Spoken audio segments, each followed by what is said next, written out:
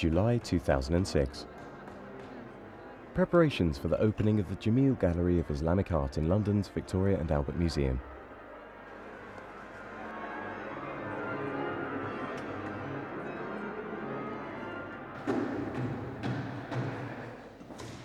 For 3 years, the V&A has been working to transform the display of one of the world's great collections of art from the Islamic Middle East.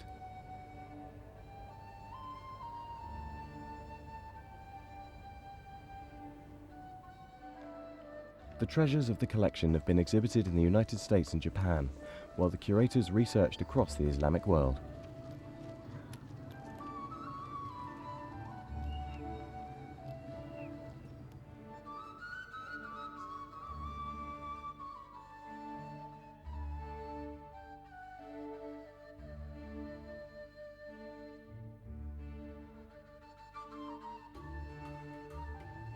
This film has had unique access to the creation of the new gallery, right through to the spectacular performance of a specially commissioned symphonic poem on opening night.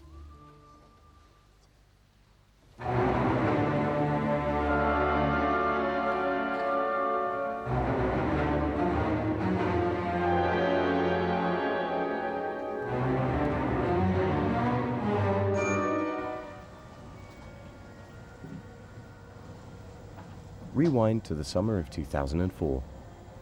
One of the greatest treasures of the collection, the Ardabil Carpet, is being taken down from the old display. I remember well the first time I saw it. We took it out in preparation for this event, and we took it out, and it's just astounding because so many things about its old housing, the green glass, the thickness of the glass, the joins in the glass, and just the fact that it was back there in a box in gloomy light, change it so much. And when it comes out and you see it, when you saw it hanging naked, as it were, all by its lonesome in good light, it's just phenomenal. The colors are still so rich and the design is so alive. The Ardabil Carpet was woven in Iran in the mid-16th century and was probably commissioned for a shrine in the northwest of the country. It was purchased by the V&A in 1893. The richness and complexity of its patterns are unparalleled. Now I'm really happy that, given modern progress and the fact that we're going to redevelop the gallery, many more people will be able to see it live and in person, so to speak. 1, 2, 3. Lower, please.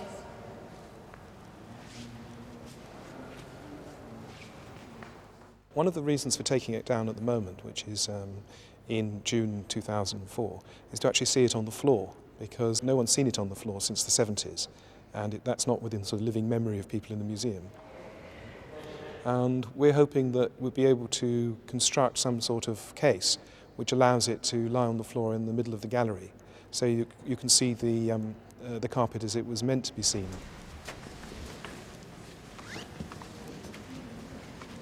Those on the floor, just ease it backwards a bit more.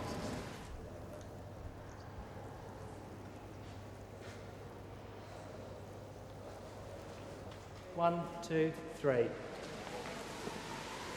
One of the world's great examples of Islamic art, which has been under our noses for so long, but really kept away from us by all the things I mentioned. To see it come out and then lowered down so that it's no longer an abstract design trapped in a glass box on a wall.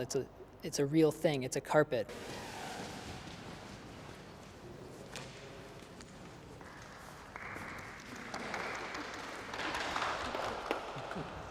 I don't expect to have a day quite like this ever again.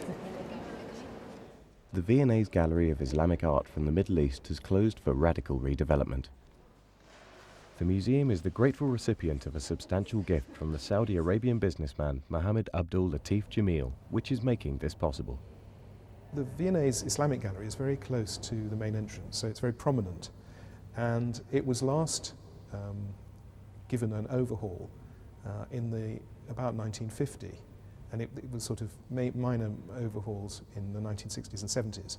So it is looking very tired, and it doesn't present the objects in anything like the way that you would expect in a modern museum. I mean, the lighting was extremely bad. And so it was crying out for redevelopment, and we're very happy that Mr. Jameel has provided the money that we can do something which I think is going to make the collection look very good. The V&A collection is one of the best in the world. The Ardabil Carpet is 11 metres long and more than 5 metres wide.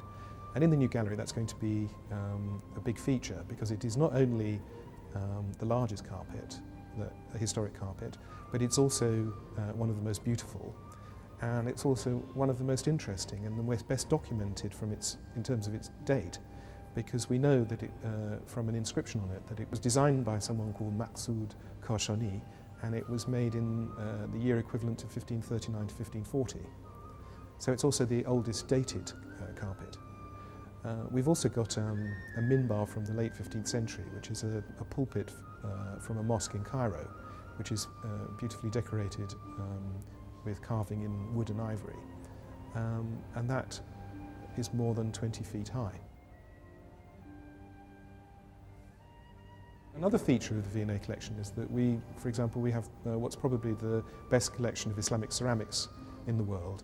We've also got the national collection of Islamic textiles, which is certainly one of the largest in the world and one of the best. And it also has strengths in other areas. For example, we have an incomparable collection of carved ivory caskets, which come from Spain under Muslim rule at the end of the 10th and in the beginning of the 11th century. The new gallery will display artworks produced in the Islamic Middle East and in areas like Spain under Middle Eastern control. And the time frame is similarly wide, from the 8th century to the early 20th. The V&A's collection features far more than artworks directly associated with the religion of Islam. Alongside objects created for mosques and for shrines, there are luxury goods made for princely palaces. And many of these feature people and animals which were not regarded as appropriate for religious contexts. There are objects too produced under Muslim rule by people of other faiths, including Zoroastrians, Jews and Christians.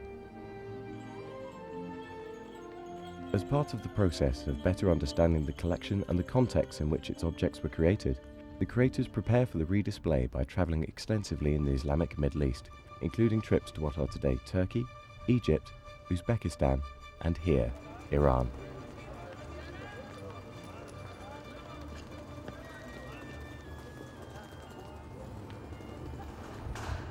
The historic city of Isfahan was the capital of the Safavid Empire in the late 16th and early 17th centuries.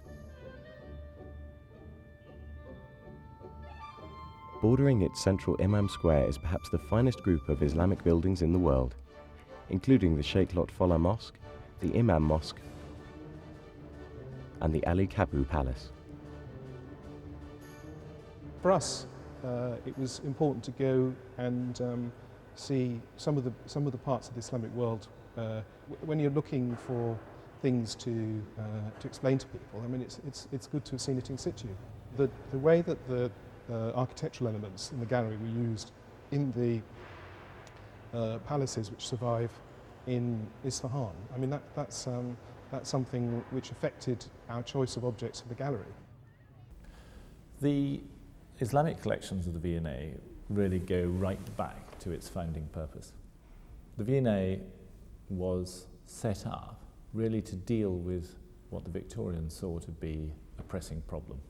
The standard of design in Britain wasn't as good as the standard of design in other European countries. And so what they wanted to do in this museum was to bring together examples of excellence from around the globe.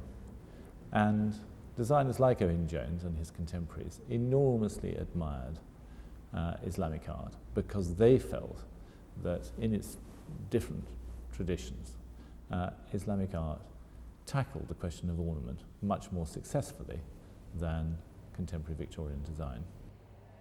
What was then the South Kensington Museum legally acquired many of the collection's key objects in the late 19th century by buying from international exhibitions and from dealers. One of the great figures in the formation of our collections from the Middle East is Robert Murdoch Smith. And Murdoch Smith was a Scotsman who went to live in Iran as the person in charge of the telegraph that ran through Iran from linking India with Britain. And as a side activity, he actually acted as the V&A's agent in Iran, and he bought many thousands of objects in the 1870s and 1880s.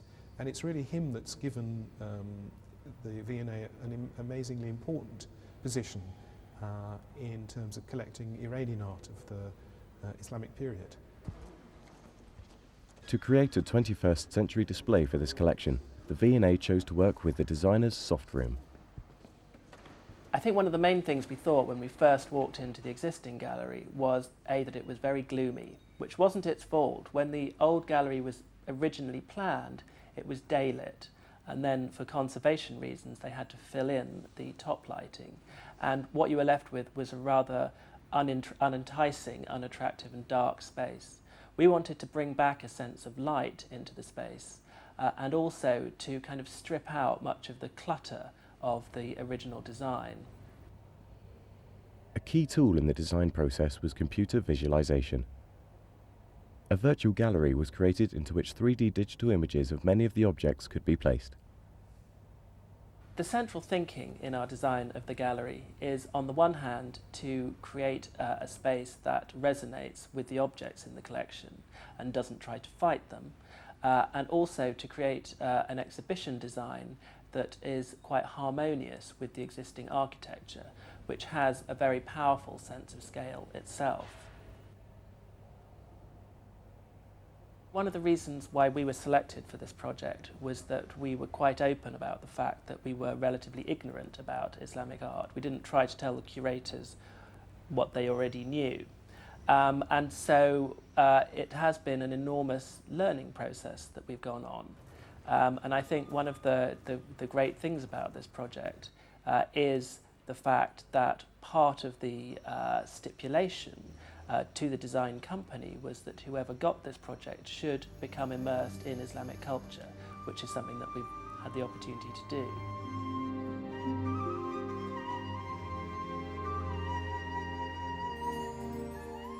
It was the idea of Mohammed Abdul Latif Jameel, the new gallery sponsor, that the designers should visit the great masterpieces of Islamic culture, including Isfahan's Sheikh Lotfullah Mosque.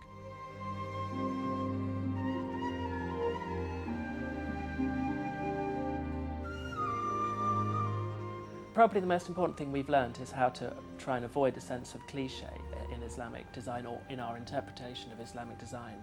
And it's really about responding to things like the materiality of the Islamic world, how they use materials, how light is filtered into buildings, and how that, very importantly, helps to give that sense of Islamic space.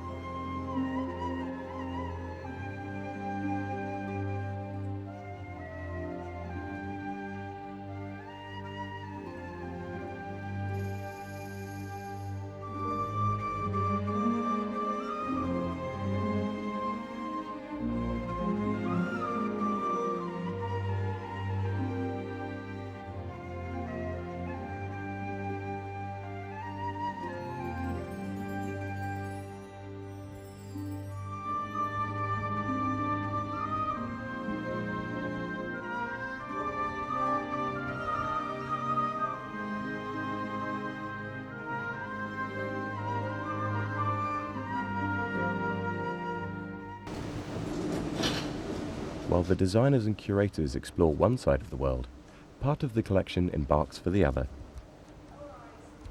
We took 120 objects out to Washington.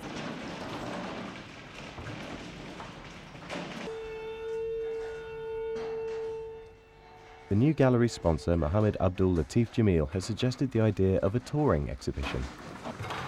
It's a big challenge. We had about 50 crates, some of which were enormous. The minbar, for instance, breaks down into about 7 crates, I think, the largest of which were about 4 meters long by 3 meters high and specially designed by Montmartre, art handling specialists, to just fit onto cargo planes, just fit onto trailer trucks, just fit in through lifts and doors everywhere. We just scraped in with a few centimeters to spare. And we travel it by cargo plane, always in 2 shipments, so that if we do by some freak accident lose one shipment, then we've still got half of the collection left. First stop is the National Gallery of Art in Washington, D.C. May 2004 we arrived there, and then the show ran there for a long period. It was on until early 2005, and then we took it down to Texas, to Fort Worth, to the Kimball Art Gallery, where it looked absolutely wonderful. It's a lovely gallery, that one. The tour offers the project team opportunities to try out different display ideas and to look hard at their objects in different environments.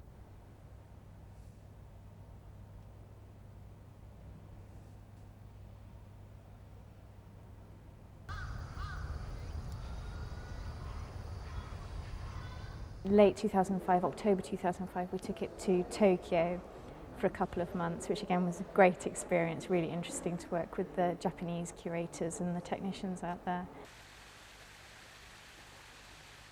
It gives me great pleasure to attend the opening of the exhibition Palace and Mosque at the Setagaya Museum this afternoon. The touring exhibition Palace and Mosque continues the tradition of research and display of the arts of the Islamic Middle East. There could be no more eloquent expression of the V&A's purpose than the international presentation of our Islamic collections, and I wish to congratulate all those who've worked hard to create the beautiful displays we see here today.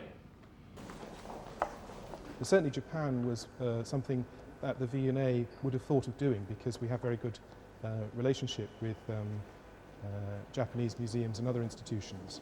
And it would have been one of the options we followed up in terms of a world tour of an Islamic exhibition. But that was reinforced by Mr. Jameel's knowledge, because he has a lot of dealings in Japan and has a home in Tokyo, that people in Japan know very, very little about Islamic civilization. So he saw that as one of the prime areas of a country that was very interested in art and attends exhibitions in large numbers, which had not had the opportunity really to see major pieces of Islamic art in the way that we have in London. And I mean, the result was extremely encouraging. I mean, it was a wonderful experience. And that's partly because Japanese people have a different set of knowledge and a different set of attitudes to physical objects to the case that you find in Britain and Europe and North America. And one of those things is that they're very interested in ceramics. They see ceramics as having a very high status, which is not always the case in the Western countries.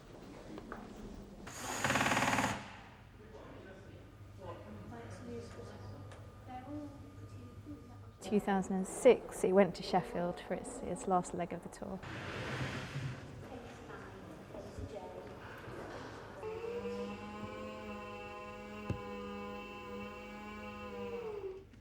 Sheffield galleries and museums have an official relationship with the V&A, and the museum helped develop the Millennium Galleries where the exhibition took place.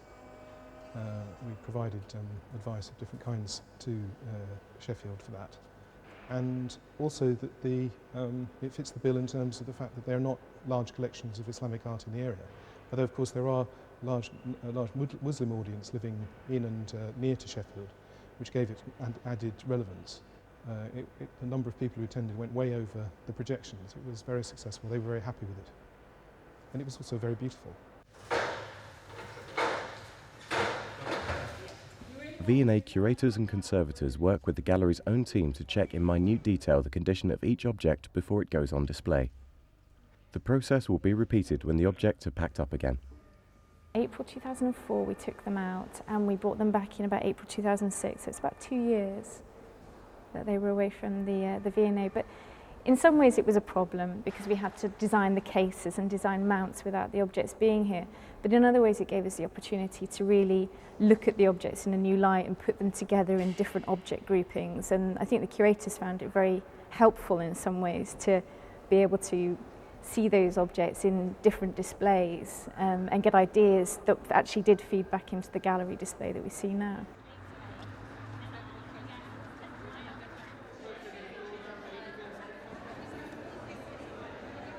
Nearly 20,000 people came to see the Palace and Mosque exhibition in Sheffield, including the Culture Minister David Lammy who opened the show in January.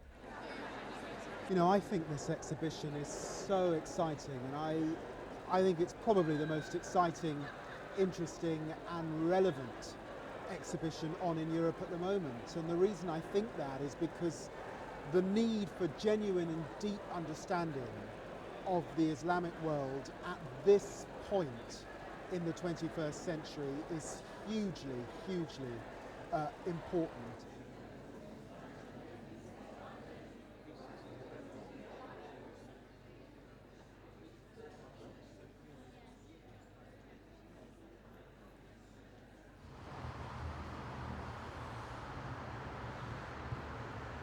Back at base, the gallery is stripped out and fully renovated. The space is part of the original mid-19th century buildings of the South Kensington Museum, and as a consequence, it is Grade 1 listed.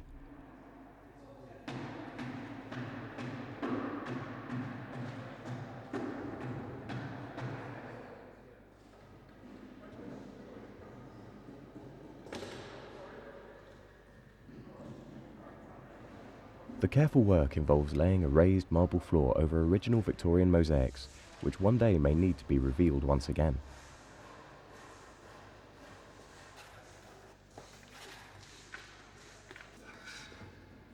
So the infrastructure receives as much tender loving care as the objects in the collection. Most of the objects in the gallery are old. The newest objects come from the later 19th century, and therefore they have to be checked to show that they're not suffering from the effects of age. They need to be cleaned, and sometimes, I mean, for example, with ceramics, where they've been broken, they've been recovered archaeologically, they're broken, and they've been reassembled. Over time, the plaster joints dry out and shrink and become discoloured, and so you need to redo them in order to stop them being so distracting. Because what you want people to do is to look at objects and to look at and concentrate on the real bits. So far, I've done around about 240 hours, and I reckon I've got, say, 20 hours to do, and that should be the end. This is the end stage of the conservation process. Previously, I've taken this object apart. Some of it was in pieces anyway when I took it out of its frame. I can show you the back here. That'll give you an idea of what was happening. These areas had big iron bars, which I had to remove and take the plaster out. I've now replaced them with carbon fibre sticks, which strengthens the object. And of course, there was an awful lot of the upside missing. You can see here that this is made from just purely plaster. So I've filled all this area. I've consolidated using an adhesive to give a nice surface to paint on, and now the final stage is just painting.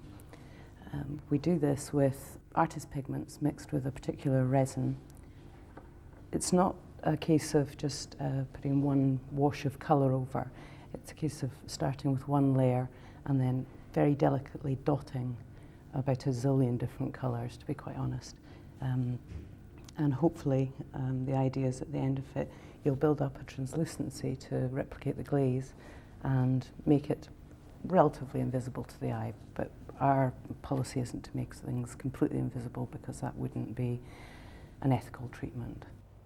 This is very satisfying though, seeing the object from the start to finish, seeing it in many, many pieces and really in quite a bad state, putting it back together again, and you know that when it's sitting in the gallery it's going to look absolutely brilliant.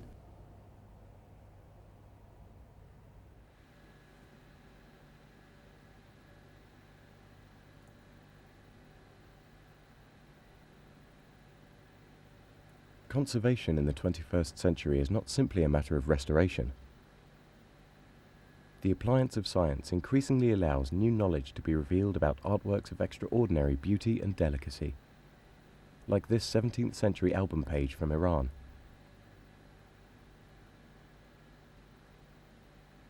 It too has its base material qualities, as high-tech analysis reveals. We tend to use this machine, which is called a Raman spectrometer, coupled with a microscope, to analyse pigments, dyes, gemstones, corrosion products, and many other things. And in this case, for example, we are using it to determine what the pigments on this manuscript leaf are. And what happens is we focus the single pigment grain with our microscope, and then we let a laser beam go through the microscope, hit that very crystal of pigment, and analyse the laser beam that is reflected or scattered back. This microscope has become quite popular in various museums and galleries because if used properly by trained people, by specialists, does not damage the objects that are analysed with it at all. It is a non-destructive technique because whatever you do, you just reflect the laser beam back towards the microscope, but there is actually no degradation of the object under the laser beam. The next task is the creation of the purpose-built cases for all of the objects. The cases were designed by Softroom, our architects in London, and then when we contracted Gopion to manufacture the cases, everything went out to Italy to be engineered, and they started making prototypes for us a good sort of year and a half ago, I suppose it was. And we started going out to Milan to sign things off. And you arrive until to a fixed point.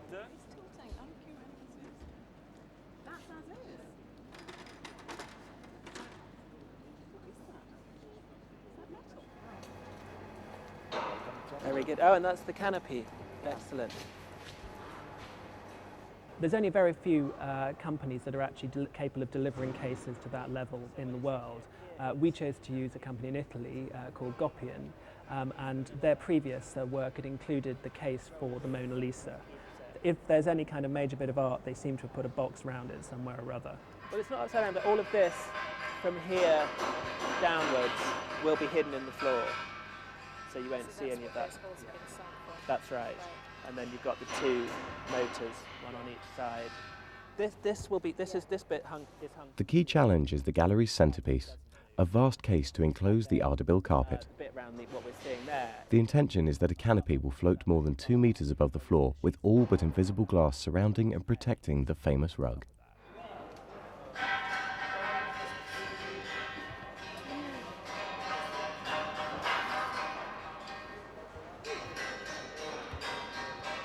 Much of the mechanism for the case will be hidden below ground and brought into action only when the case has to be opened.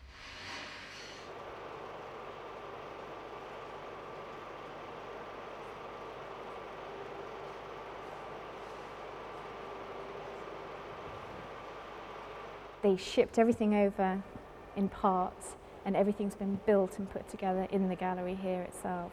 So these huge pieces of glass had to be just perfectly the right size to come in through the front doors of the V&A. So everything's been perfectly engineered.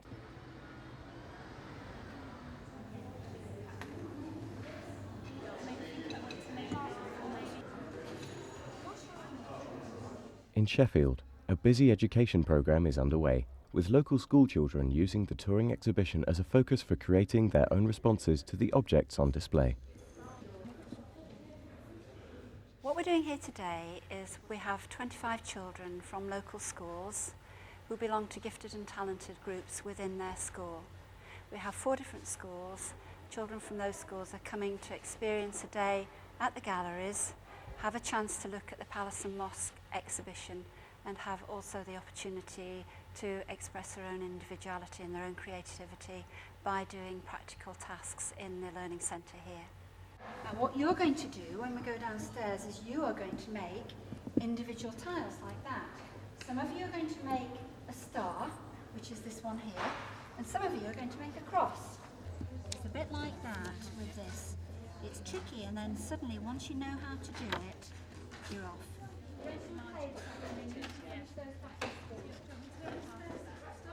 Across there, that's it. Well done, that's great. Something like that. You can do it on your board as well if you want to. Amy.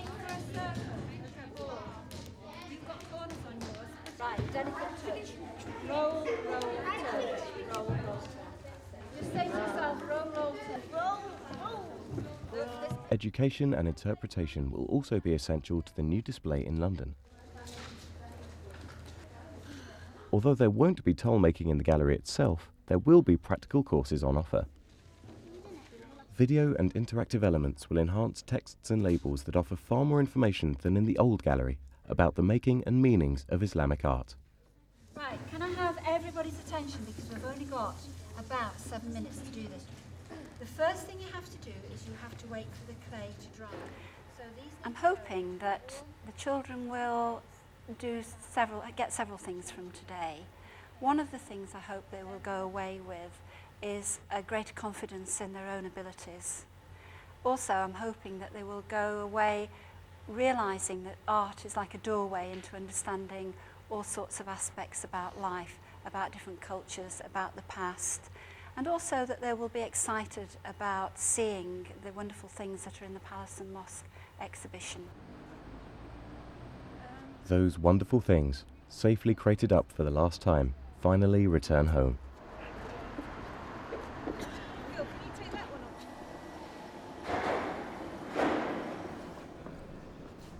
The display cases are in place, and now the task begins of filling them with the carpets and ceramics, the metalware and ivories. We thought that we would have about 10 weeks for installation. There's about 400 objects in the gallery, and 10 weeks was a very generous amount of time. We've actually ended up with about 5 weeks, which has been fine, and we've had a dedicated team of 5 technicians, core technicians, and the curatorial team have obviously been on hand every single day. And they've done the main parts of the work, but when we've come to difficult objects or large-scale things or high-level things, then we've pulled in other technicians as we've needed them. About 5 weeks for installation altogether.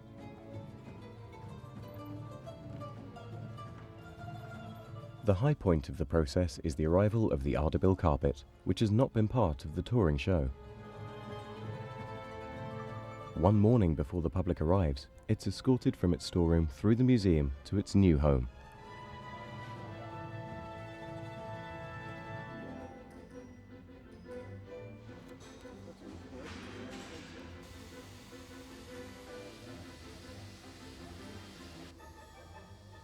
The carpet's installation involves carefully, very carefully, sawing away its cardboard tube to ensure that it can be enrolled inside its custom-built case.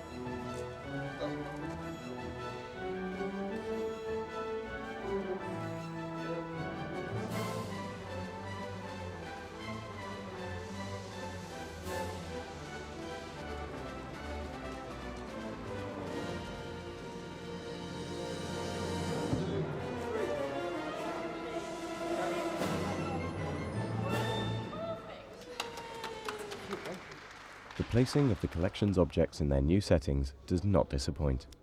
In some cases, it actually took your breath away because they look more magnificent than you could have imagined. The same with the Ardabil Carpet.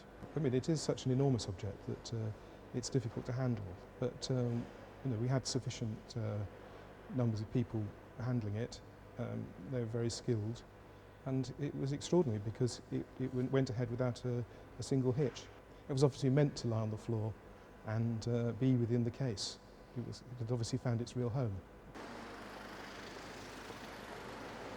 To mark the opening of the gallery, a celebratory composition has been commissioned from the Lebanese composer Usama Rabbani. The performers of this at the launch party are to be the London Philharmonic Orchestra plus choir. 3 months before the big night, they converge on Abbey Road Studios to record a CD of the music that will be given to all the guests.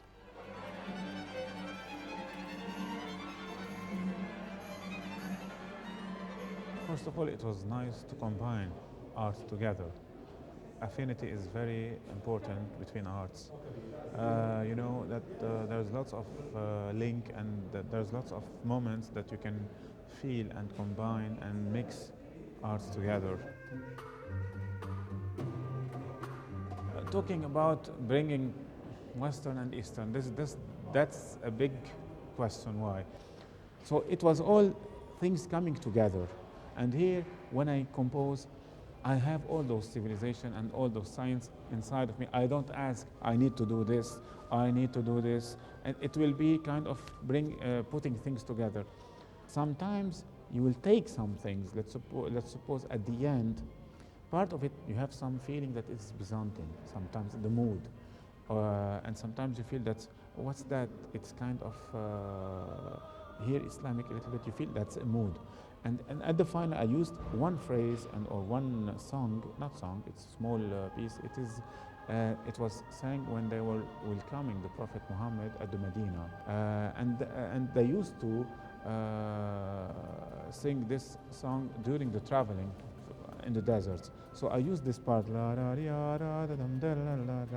I made it what they call kind of major, and then Hijaz kind of scale, Arabic scale, and then with the whole civilization coming together with bells and the bells is more what they call Christian, and putting Islam, Christians and Jews and everything together, because it's time to think that we have to live together all one and equal, and we have to be fair always.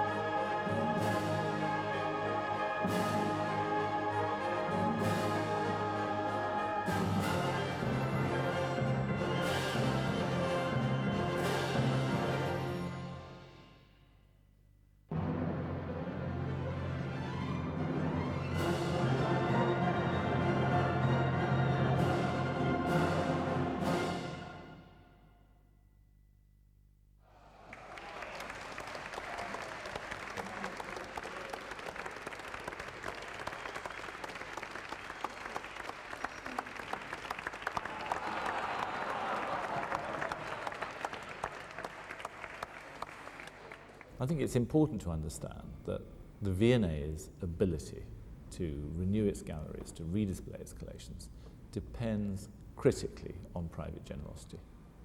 So what the Jameel family have done in this case is to enable us to do something which we'd always wanted to do, but to do it now and to do it really well. And I can assure you that the effect will be transforming. People will understand, I think, really for the first time for many years, just how wonderful the V&A's Islamic collections are, and they will be able not only to enjoy them more, but to understand them better. After 3 years of planning and preparation, the fruits of that funding and the vision of the curators and designers at last comes into focus. One of the star objects, placed just at the gallery's main entrance, is the rock crystal ewer, one of just 7 to survive in the world today.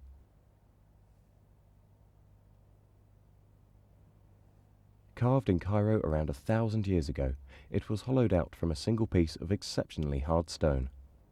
That's been specifically placed in such a key point, so that as you come directly in from the gallery and almost from the front entrance of the museum, you can see that object. And it really is quite outstandingly beautiful.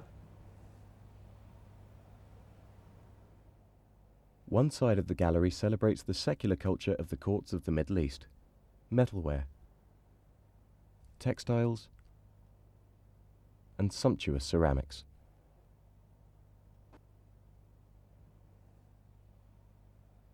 So here we have the large-scale Islamic tile fireplace, which is set amongst other Islamic objects, such as the tile-topped table, which is again another of the outstanding star objects that lead you on this route round the gallery.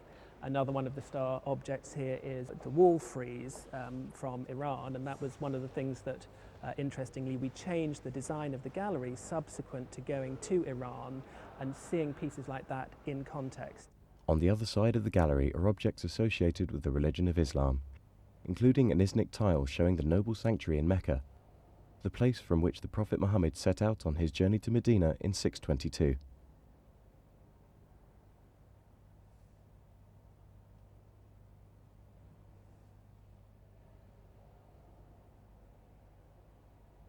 The centrepiece of the gallery is in some ways what we've had to design the whole gallery around, because it's the single largest object in the collection and therefore it's the single largest case in the room as well.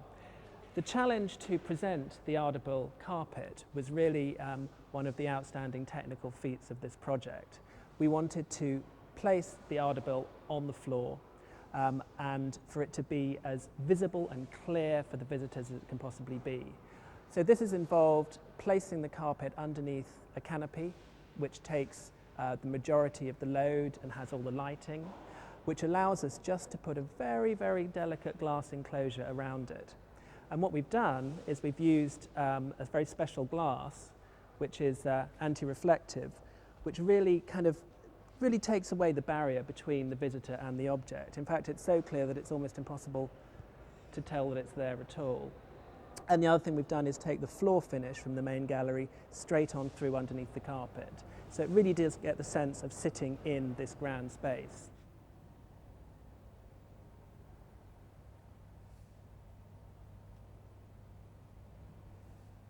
Very happy with the display, and somebody said to me a couple of weeks before the gallery opened that they're very used to seeing computer-generated designs for galleries, and when you see the actual gallery, it's a bit disappointing. But in this case, it was actually much better than the designs could allow you to see. Partly, for example, in the case of the carpet, the perspective you see it at as a human being is different from the sort of formulaic perspective you're given by a computer. And so you relate to it in a much more vibrant way, and it looks much more beautiful.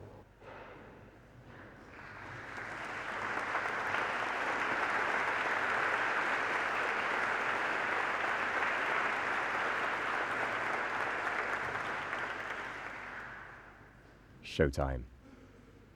The opening night events begin with the conductor Eon Marin leading the London Philharmonic Orchestra in the performance of Usama Rabbani's Synergy.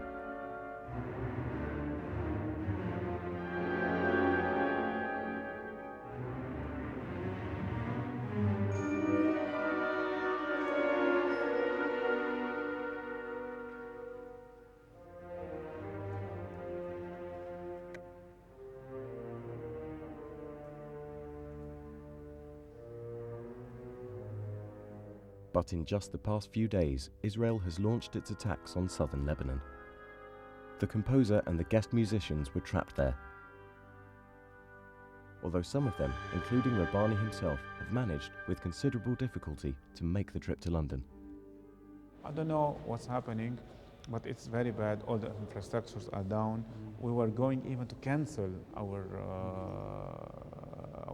to travel here, because even I miss with me now 4 musicians. Yeah. They are still in Beirut. They recorded the music, but they couldn't make it. They have their own families and they were afraid and they couldn't make this adventure. But some of us wanted to go at the end, because life is what? Is an adventure.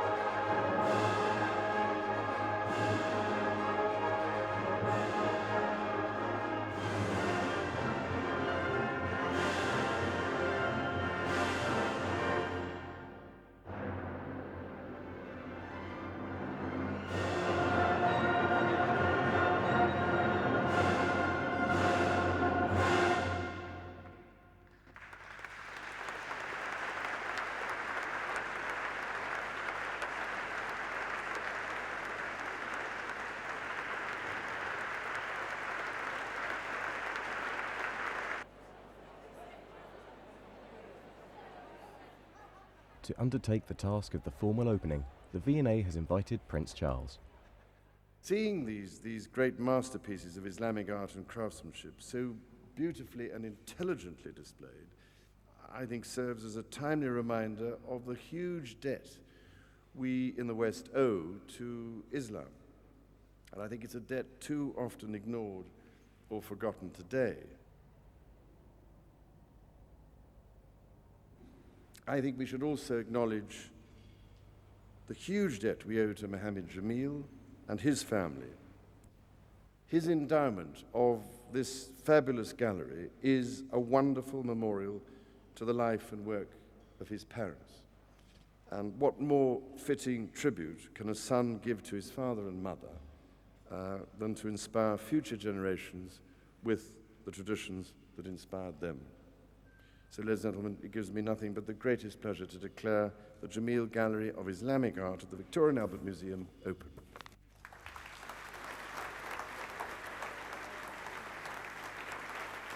People need more than ever to understand Islamic history and the Islamic cultures.